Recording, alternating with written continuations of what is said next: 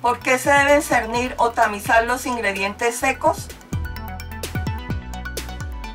Ingredientes en polvo como las harinas, la cocoa, el azúcar glass, el polvo de hornear, el bicarbonato de soda y demás, antes y después de abrir sus empaques, tienden a formar grumos y se hace necesario cernirlos antes de usar. Me enfocaré en la harina porque es uno de los ingredientes principales en la elaboración de tortas y pasteles. ¿Por qué cernir la harina? La explicación, que de una u otra forma es conocida, se puede concretar en 4 razones. Airear la harina, para lograr tortas y pasteles con una textura más fina y suave. La harina cernida se mezcla rápidamente y se distribuye de manera uniforme en un batido.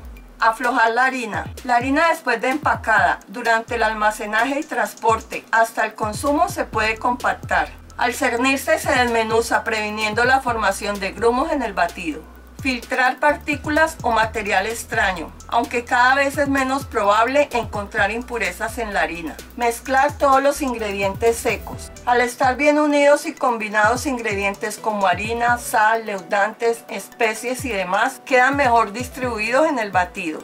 Cernir antes o después de medir la harina. Se deben seguir las indicaciones de la receta porque esto es especialmente importante para quienes miden en taza los ingredientes. Si la receta especifica, por ejemplo, una taza de harina cernida, se refiere a que se cierne primero y después se mide. También puede decir una taza de harina previamente cernida y significa lo mismo.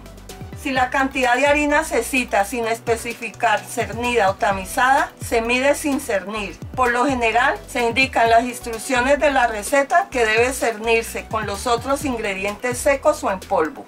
La diferencia que hay en el volumen de una taza de harina cernida y una sin cernir es relevante y se puede comprobar con una balanza.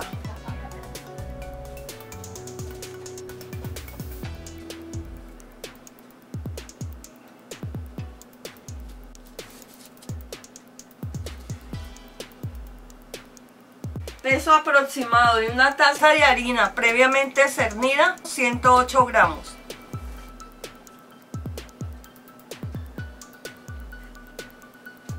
Peso aproximado de una taza de harina sin cernir, 130 gramos.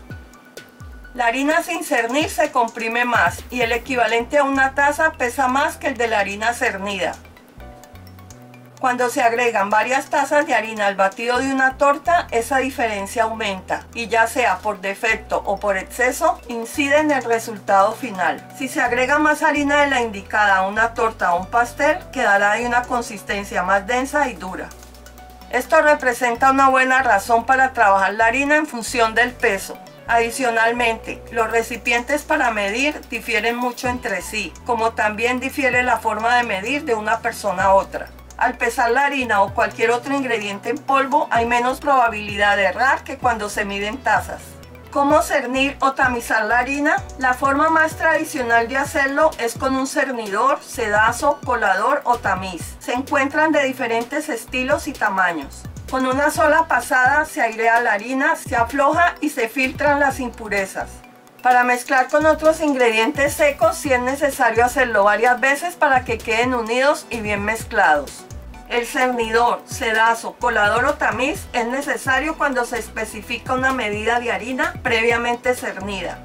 Pero si se trata de airear, deshacer grumos y combinar bien todos los ingredientes secos, también se puede usar un batidor globo o de alambre, una batidora de mano, una licuadora o un procesador. Las opciones del batidor globo y la batidora de mano son las más recomendables. La tarea es más fácil y más rápida, más conveniente para trabajar grandes cantidades y sin tanto esfuerzo. Texto completo de este tutorial en mi página clubderepostería.com.